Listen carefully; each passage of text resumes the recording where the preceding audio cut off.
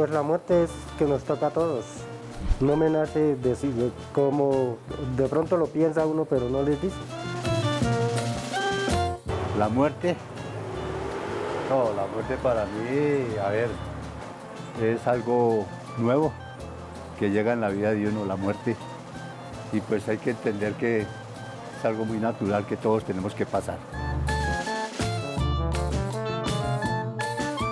La muerte es una palabra que todos la aceptamos como si fuera una antítesis de la vida y resulta que no hay tal. La muerte es el final de nuestra propia vida.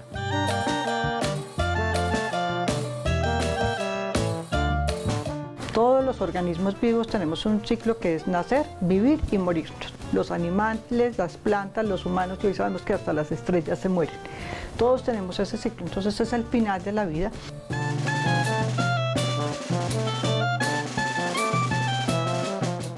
Nacer y morir es el principio del fin de la vida. No debemos tenerle miedo, obviamente es un tema duro y es un tema que despierta mucha, ¿qué le digo yo? Levanta mucha ampolla, pero de todas maneras hay que hablar como hay que hablar de todo, hay que hablar de sexo, hay que hablar de política.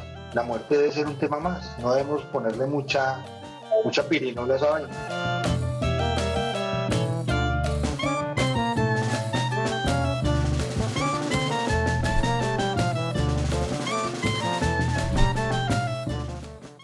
Hablar de la muerte es un tema complicado porque digamos como que es como cuando ya yo no esté, ¿cierto? Cuando yo desaparezca, y si yo desaparezco, yo tan importante, ¿cómo voy a desaparecer, cierto? Entonces eso es muy duro para la gente, ¿cierto?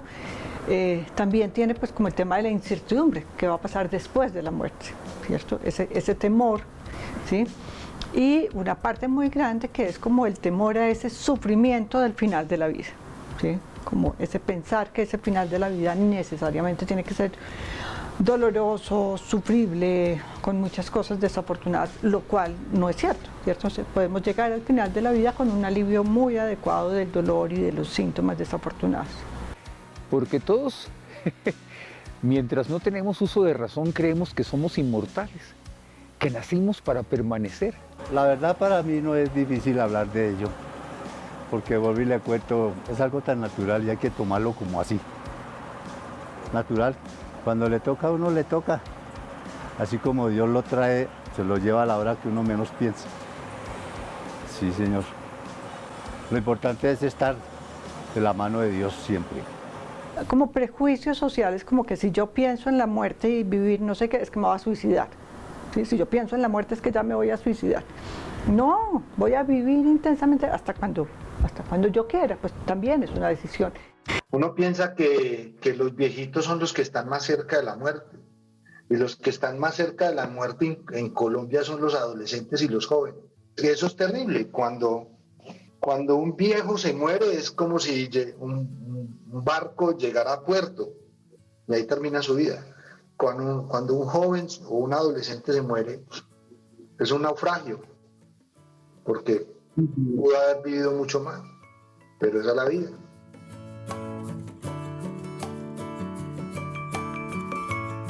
Justamente es a partir de la adolescencia donde menos se quiere pensar en la muerte, porque es la época de los sueños, es la época de empezar a crear, es la época en que todos ambicionamos llegar a un momento donde va a haber un culmen de nuestra propia vida. Y aún en ese momento seguimos imaginándonos que no vamos a morir. Solamente ya cuando llegamos posiblemente a la etapa de los 40, 45 años, es cuando empezamos a tener conciencia de que empezamos a envejecer y de que muy posiblemente dentro de ese envejecimiento un día golpeará a nuestras puertas nuestra propia muerte.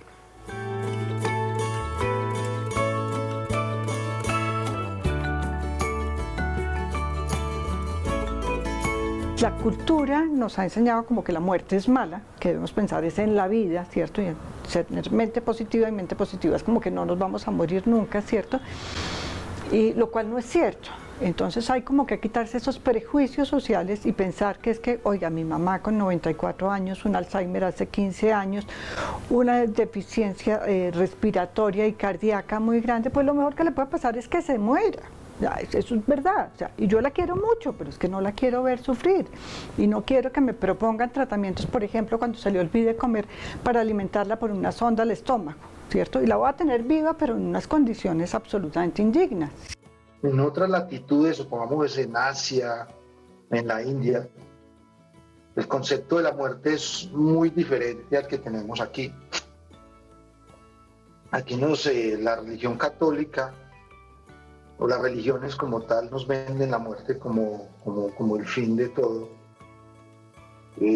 como trascender a un plano, sea infierno, sea cielo o sea un purgatorio.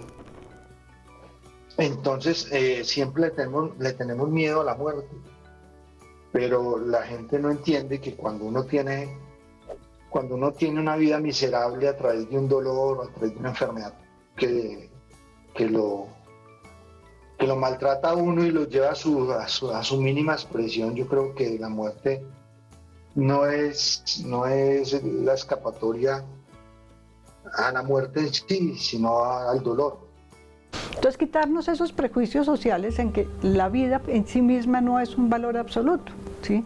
La vida tiene que tener un complemento de dignidad muy grande para que valga la pena estar viviendo, ¿cierto? ¿Y quién mide eso? Pues cada persona, ¿cierto? Cada persona dirá, mire, si yo llego a estar en una situación de una enfermedad, de una demencia mental avanzada, no quiero que me hagan nada para mantenerme con vida de forma artificial, ¿cierto? O quiero que me ayuden a morir, también puedo solicitarlo. Entonces, pues la familia tiene que tener como esa claridad, ¿cierto?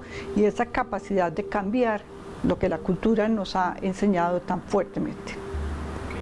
A mí me parece que el ser humano debe celebrar la vida y cuando la vida deja de ser honrosa para la persona que habita ese cuerpo, la mejor manera es recurrir a una eutanasia. Y no estamos hablando de que la eutanasia sea obligatoria. Si usted por su credo tiene una enfermedad terminal, quiere ir con cuidados paliativos hasta el final de su vida, bien. Pero hay gente que no, como el caso de mi papá, él no quería sufrir más y decidió irse de la fiesta dando un portazo, hablándolo de una manera coloquial. Y bueno, y hay que seguir luchando por ampliar este derecho.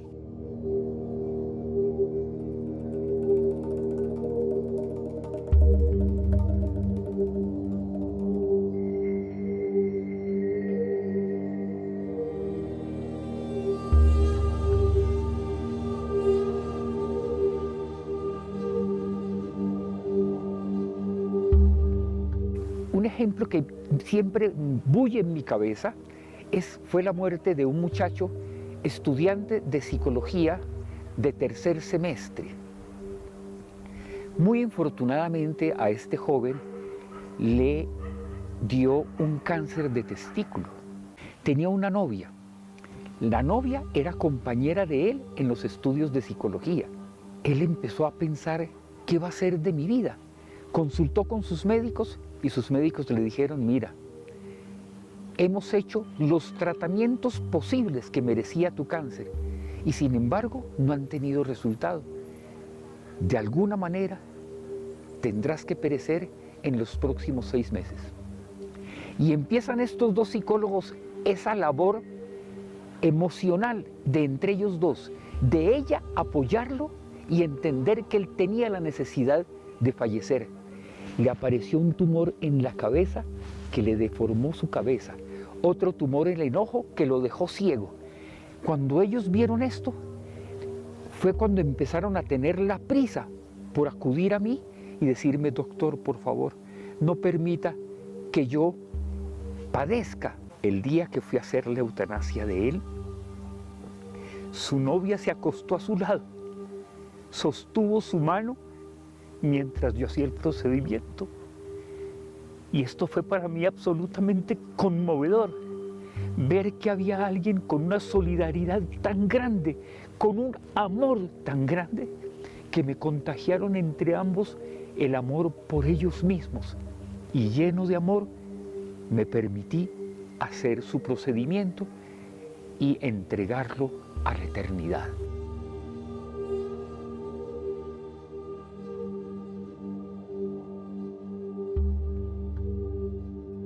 Pienso sobre la eutanasia, hermano, me parece que es un derecho, primero que todo un derecho fundamental en Colombia.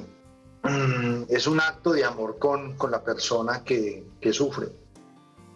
Entonces, yo celebro que Colombia sea uno de los poquísimos países que tiene la eutanasia como una de las formas de morir con dignidad.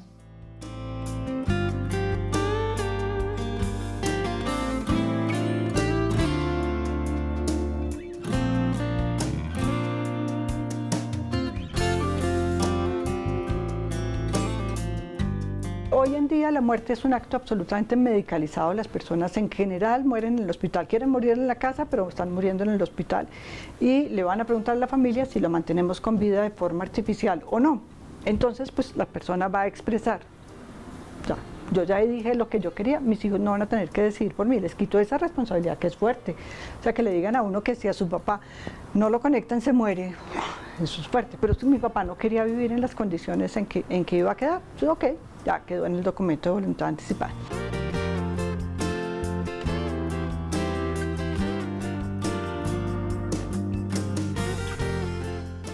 Todos deberíamos tener la conciencia de que la muerte es inevitable, de que es inevitable para este paciente que quedó inconsciente y no sabe lo que le sucede, y debería ser consciente para nosotros que vamos a presenciar que ese ser querido de todas formas va a fallecer, con conciencia o no de ella. Colombia siendo un país tan godo, es increíble que tengamos este tipo de cosas, de morir con dignidad a través de una eutanasia. Obviamente tiene muchos detractores, pero más que todo desde una posición moral, religiosos, políticos con ascendencia de iglesias cristianas y iglesias católicas. Pero realmente, siendo Colombia un estado laico, el hecho de recurrir a una eutanasia para irse de esta vida, yo creo que es algo muy revolucionario en un país tan rezandero y tan camandulero como Colombia. Pues mira, yo pienso que el proceso de solicitud de eutanasia en Colombia, así como está planteado, nos garantiza, ¿cierto?, que se haga en unas condiciones legales muy seguras. O sea, nos garantiza que no debe haber personas que estén pensando que se hicieron procedimientos como por fuera de la ley, porque eso nos va a garantizar.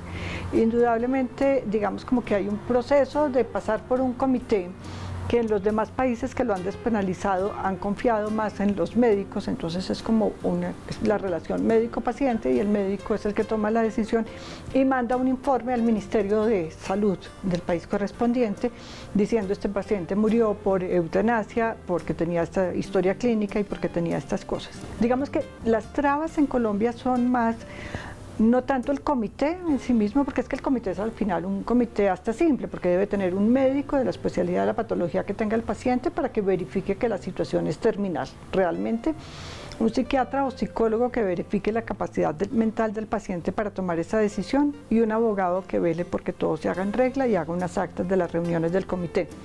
Esta oposición entre la supuesta legalidad que pretendemos ejercer los médicos y la supuesta legalidad que debe amparar al enfermo terminal es un problema que en mucho tiempo no se resolverá.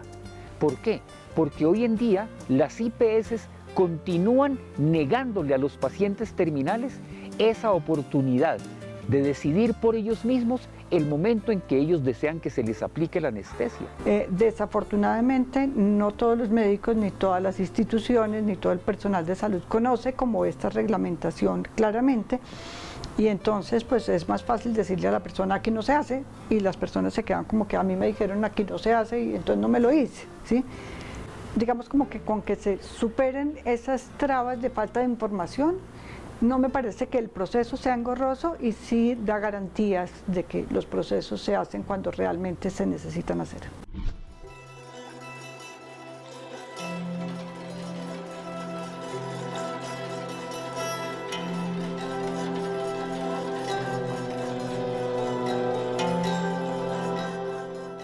Mi papá fue un zapatero, en el 2010 le detectan un cáncer en la parte de su cara, es operado, sigue luego en tratamientos y dura 5 años más hasta que en el 2015 le dicen que el cáncer ya pues no tiene salvación de ese cáncer. Entonces él decide buscar un final para su vida de una manera digna a través de la eutanasia. Los médicos, de alguna manera, no queremos ver que un paciente tome la decisión él mismo de adelantarse y optar por su propia muerte.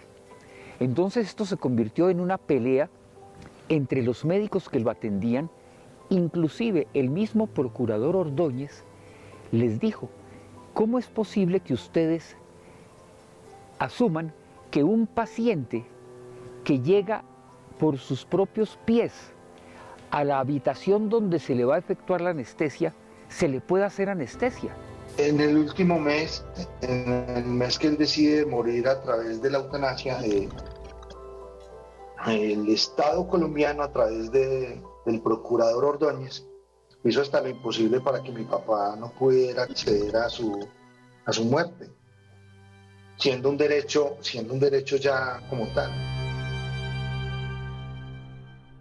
Él hizo la solicitud y no se la aceptaron, entonces tuvo que poner una tutela, entonces ganó la tutela, entonces el comité ya iba a hacer el procedimiento y era como el primer procedimiento que hacía ese comité, entonces les dio como susto porque ese concepto de paciente con enfermedad en etapa terminal y con intenso sufrimiento es un concepto como subjetivo un poco. Entonces los médicos decían como que yo no puedo medir el sufrimiento del paciente. Y nuestro presidente en ese momento, el doctor Juan Mendoza Vega, habló con estos médicos y cuando le dijeron es que no podemos medir el sufrimiento del paciente, les dijo pues que el que mide el sufrimiento es el paciente. Puede que usted quisiera seguir viviendo en esa condición, pero usted tiene que respetar que el paciente no quería.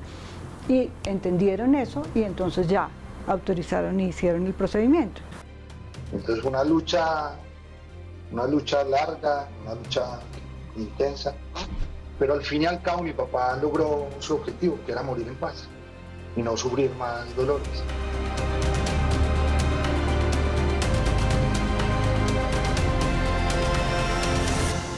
La importancia de hablar del tema con la familia y con los seres queridos es muy grande, porque es que, como te digo, esta cultura que nos ha negado la posibilidad de hablar de la muerte, ¿cierto?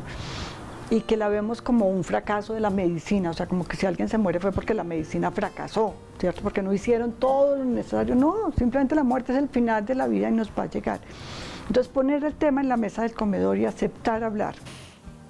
Teniendo conciencia de que la muerte es parte de la vida, ¿cierto? Siempre que podamos, de alguna manera, tener una claridad emocional y mental acerca de que nuestra muerte, que afecta nuestro corazón. Siempre decimos que en el corazón están los sentimientos y que en la cabeza está la razón. Cuando podemos poner de acuerdo a los dos, corazón y cabeza, y entender que la muerte no es una antítesis, sino que es parte de nuestra propia vida, eso es lo que necesitamos hacer, poner de acuerdo los dos para que podamos prepararnos para eso que nos puede llegar en cualquier momento, porque ninguno de nosotros sabe si acostándose al día siguiente estará vivo, volverá a abrir sus ojos. Hablar de la muerte nos quita muchos pesos de encima, ¿sí? Nos quita el peso de tenerle miedo, ¿cierto? Entonces hablar de qué es lo que le tenemos miedo de la muerte, ¿cierto? Y ver cómo lo podemos aliviar, ¿cierto? Saber que he arreglado mi situación económica, material, espiritual, afectiva, pues me da tranquilidad, o sea, ya me puedo morir tranquilo, ¿cierto? Entonces, hablar de la muerte es muy importante. Y lo que yo quiero, si quiero ser donante o no de órganos con fines de trasplante, de investigación, de docencia, y qué ritual quiero para mí, ¿cierto? Entonces, pues sí, definitivamente yo no quiero un ritual católico, quiero que se reúna mi familia y como que hable de mí, de qué aprendió de mí, de qué le enseñé yo, de por qué fue importante en su vida, ¿cierto? Y si quiero que me cremen o quiero que me entierren completica. Es muy importante porque ya ellos saben y ya van a hacer lo que yo quería, no los voy a enredar pensando en ese momento tan duro en qué hacemos. La muerte y todas las cosas de la vida deberían hablarse desde que uno es niño. A los niños hay que empezarles a hablar de todo, cómo es la vida. Pero vivimos en una sociedad en la cual metemos a nuestros niños en una burbuja, los llenamos de eufemismos para hablar y les tratamos de endulcorar la píldora de la vida. La vida es dura, la vida tiene momentos negros, momentos grises, pero son esos momentos negros y grises que nos hacen reflexionar sobre las cosas bonitas que tiene vivir. Ojalá desde que fuéramos adolescentes hubiera alguien que nos instruyera, que tuviera la caridad de hacernos entender que somos mortales. ¿Por qué? Porque cuando una persona en su adolescencia entiende que algún día ese paseo feliz de creación se va a terminar, va a aprovechar mucho más eficientemente su vida, ¿cierto? Es que ser mortales nos hace vivir, ¿sí? Nos hace saber que somos responsables de nuestra vida, que el tiempo que tenemos es finito, entonces que tenemos que hacer lo que queramos hacer, lo que nuestra conciencia, lo que nuestro espíritu, lo que queramos hacer, porque se puede acabar. Entonces ya no voy a tener tiempo, es que cuando yo me esté muriendo voy a pedir perdón. Pero, ¿y quién me dijo que no puedo estar aquí, venir un avión como en las Torres Gemelas? Ya, entonces pida perdón de una vez, ¿cierto? Que es que voy a agradecer en ese momento, agradezco de una vez, ¿sí? Que tengo que organizar mis cosas porque no las puedo dejar en desorden, pues las organizo de una vez, ¿cierto? Entonces nos hace vivir más intensamente y disfrutar y saborear mucho más la vida.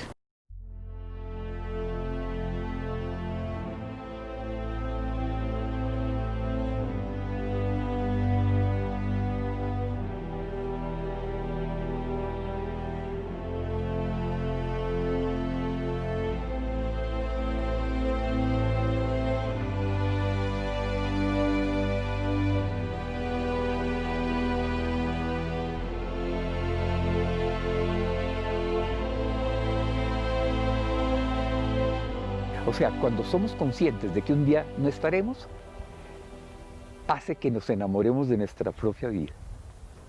¿Por qué? Porque vamos a entender con absoluta claridad que no vivimos sino el momento actual. Vivimos el momento de hoy. Y a veces no podría yo decir ni que de hoy, porque yo podría perecer dentro de media hora.